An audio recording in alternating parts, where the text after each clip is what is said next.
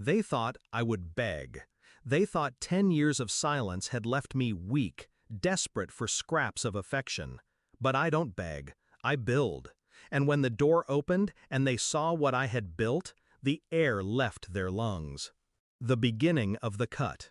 The first cut came 10 years ago. An email, hidden in plain sight. I was accidentally copied. Don't invite her, she ruins the mood. She's too intense, too different. Signed by my mother, sealed by my siblings' silence. That year I told myself it was a mistake, a scheduling error. I waited by the phone, dressed, ready like a fool. But no call came. The next year, the reunion photos appeared online. My cousins smiling, my parents glowing. My seat, once at the center, erased. By the 5th year, no one even pretended to apologize. My existence was a shadow they brushed off. You learn a lot watching your family laugh without you. You learn the art of silence. You learn patience. And in patience, I found my revenge. The shift. I didn't cry, not after the first few years. I studied, I worked, I invested. Every hour they spent mocking me in kitchens and backyards, I spent sharpening myself. I climbed through jobs, built connections, bought properties when no one noticed, doubled them when the market swung. And then came the house. The land wasn't cheap, but I didn't blink. It was the same coastal town where they held their beloved reunions. Just higher ground, better view. While they toasted each other on rented porches, I was pouring the foundation for a place they couldn't ignore. The invitation they didn't expect. When the house was finished, white stone, glass walls that caught the ocean, I waited. Not long. The town is small. Word spreads. And sure enough, one humid evening, a knock came. I opened the door, and there they stood. My parents, my siblings, my cousins, all in their polished, casual clothes. Their laughter died the moment their eyes lifted from the driveway to the mansion towering behind me. "This is yours?" my brother choked out. I smiled, stepping aside. "Come in. You've come a long way." They walked through marble floors and open halls, their shoes squeaking with discomfort. Every detail unsettled them.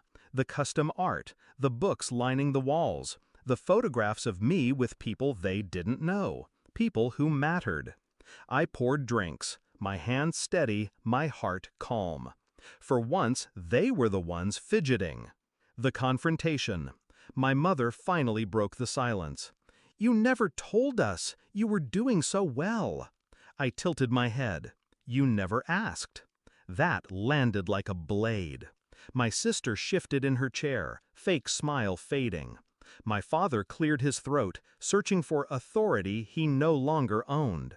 And then the line I had waited 10 years to deliver.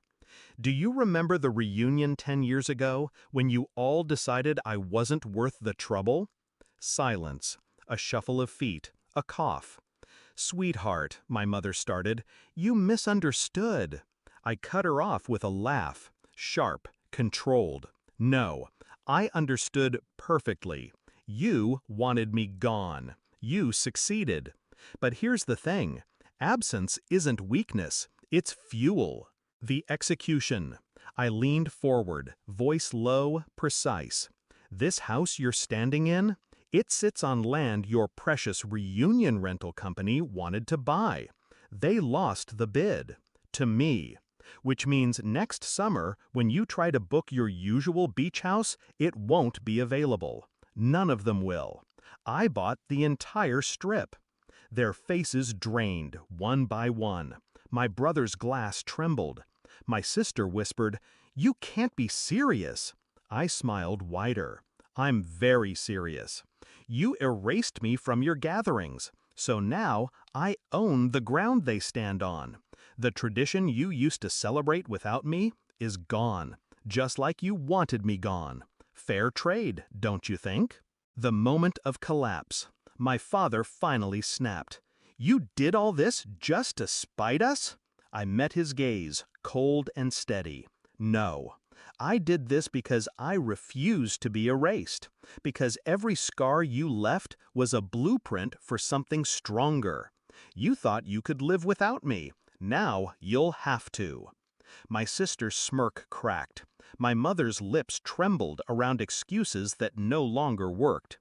They looked small in my home, fragile, and I savored it, not with rage, but with the calm satisfaction of balance restored.